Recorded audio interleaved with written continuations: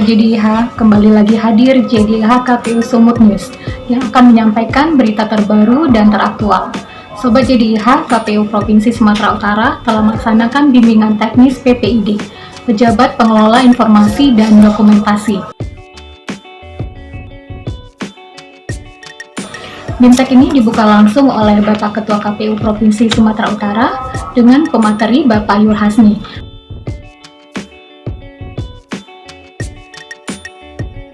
Saya ulang kembali ini yang keempat kali saya sampaikan ya, supaya paham kita apa yang kita kerjakan, siapa yang mengerjakan, dan di mana pekerjaan itu diletakkan. Kalau orang terkait dengan informasi yang dikerjakan, dikelola, didistribusi dan sebagainya, ya kan, itu dikerjakan oleh Divisi Data KPU Kabupaten Kota. Ya. Apakah kasubag datanya, kasubag itu tergantung PPID di masing-masing daerah.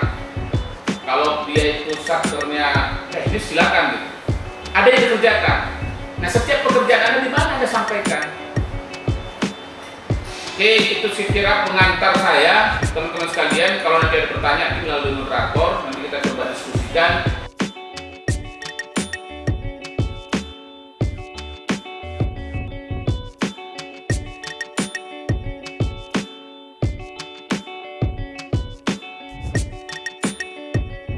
Kami berharap bahwa pasca adanya sosialisasi bimbingan teknis terkait dengan pengelolaan informasi publik ini, teman-teman sudah melaksanakan itu dengan baik. Dari pembentukan desk informasi publiknya, kemudian maupun pada pengelolaan informasi publiknya. Sama-sama telah kita saksikan cuplikan bimbingan teknis PPID secara virtual. Nah sekarang, mari kita saksikan bersama-sama obrolan kita dengan salah satu narasumber pada bimbingan teknis PPID tersebut. Di tengah kita saat ini telah hadir Bapak Yul Hasni. Apa kabar Pak? Baik, sehat. Baik ya Pak, Alhamdulillah. Ya. Langsung saja Pak, kita akan menanyakan mengenai PPID. Apa sih Pak pengertian dari PPID tersebut? Ya, PPID itu sebenarnya manifestasi dari undang-undang terkait dengan keterbukaan informasi. Artinya semua lembaga pemerintah, tidak hanya KPU, juga harus membentuk pejabat pengelola informasi dan dokumentasi. Ini adalah langkah bagi KPU untuk terbuka kepada publik. Maka memang harus ada orang yang mengelola khusus tentang data itu sendiri, informasi. Jadi inti pekerjaannya cukup banyak tentang PPID. Oke, kalau begitu tugas dan fungsinya apa Pak? Ya, sesuai dengan undang-undang. Kalau kita kemudian merujuk kepada aturan di KPU sendiri, PPID itu diatur dalam PKPU 1 tahun 2015. Situ tugas PPID itu sudah jelas, mengelola, kemudian mendokumentasikan, mendistribusikan dan melayani informasi terkait dengan kepemiluan. Itu kira-kira tugas sederhana dari PPID. Kemudian Pak, siapa saja yang bisa untuk memperoleh informasi dari PPID ini Pak? Ya, seperti yang saya sampaikan tadi bahwa ini manifestasi dari Undang-Undang Keterbukaan Informasi Publik, maka seluruh masyarakat itu berhak mendapatkan informasi dari KPU. Jadi informasi itu, tapi ya harus ada prosedur yang mereka tempuh jika ingin meminta informasi dari KPU.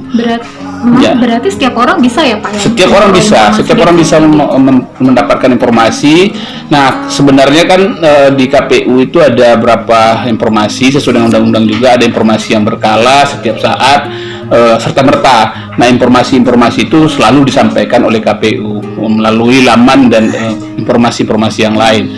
Tapi khusus untuk informasi yang dikecualikan memang harus ada ada mekanismenya, tidak seperti informasi-informasi yang lain. Maka kemudian PPID ketika memperoleh data seperti itu, dia harus mengolah, kemudian melihat apakah informasi ini bisa diserahkan kepada publik atau memang ini informasi yang dikecualikan.